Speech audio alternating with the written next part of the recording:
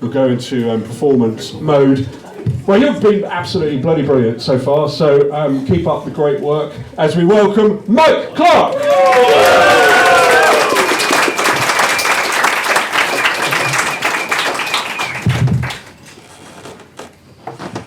Working at home. Don't you hate it? About the only people who still think it's a holiday are government ministers whose idea of the cutting edge of technology is the Microsoft Office paperclip man. Now, my first experience of working from home was during the pandemic when I worked for London Ambulance Service. Now, you might think that London Ambulance Service is not the most obvious organisation to get its staff working from home. And they said that they hadn't got round to asking the paramedics to do it, but I reckon with the response rates of the ambulance service at the moment, I'm not so sure about that. Now, as you might have worked out, I worked for the NHS during the pandemic. And if that doesn't get a clap, I don't think anything else. Well, that feels so much better than a pay rise.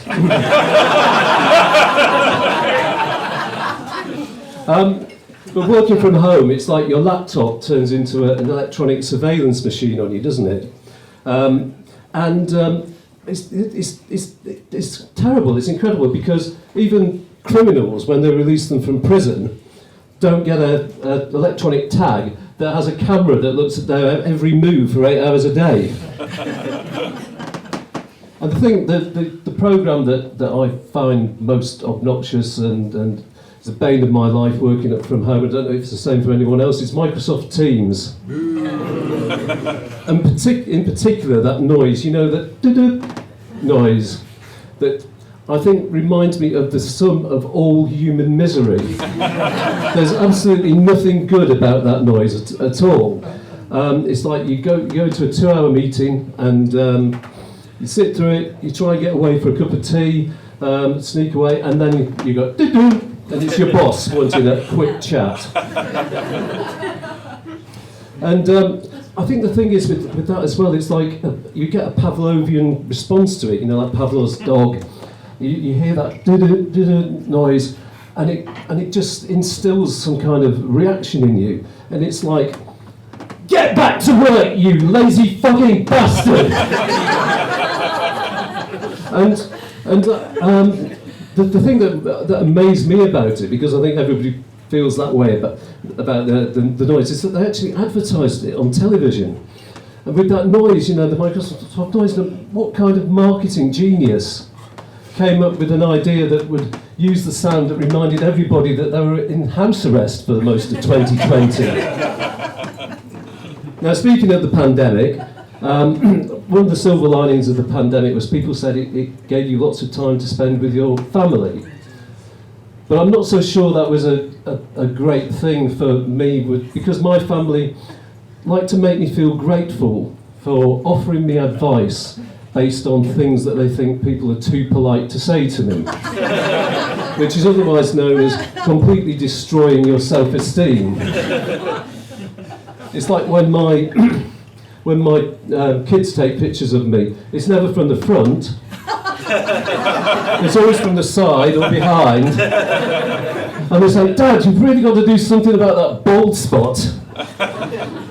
And I'm just at the point where when I look in the mirror, I'm under the delusion that I've still got hair, you know, it might be a bit thinning, but what I can't see at the back, I'll try not to worry about.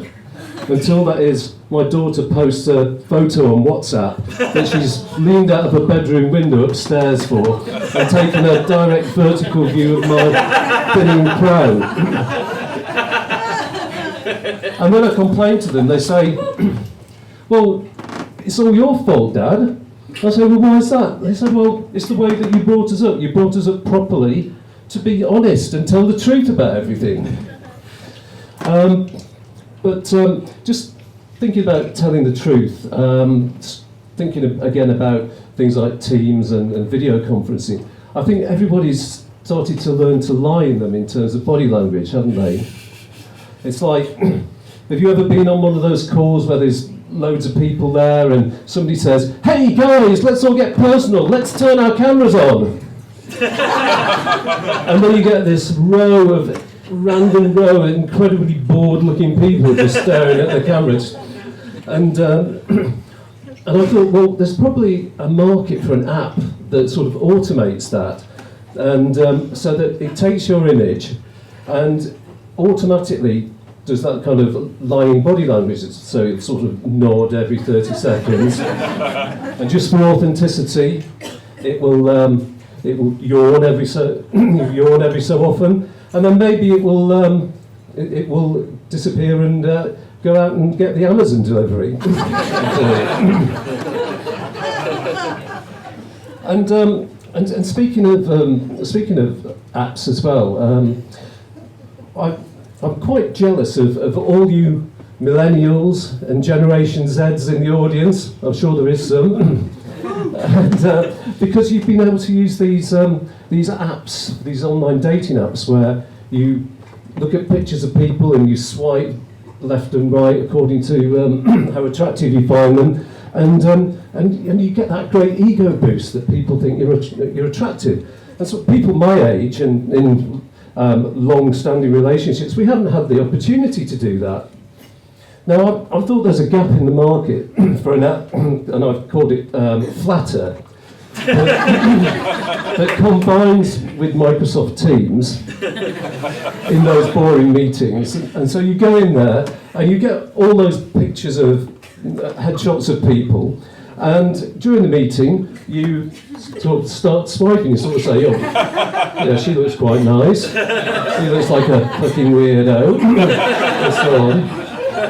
And so when you get to the end of the meeting, you might know absolutely fuck all about the company's financial results, but you know that 21 people in your company are interested in fucking you.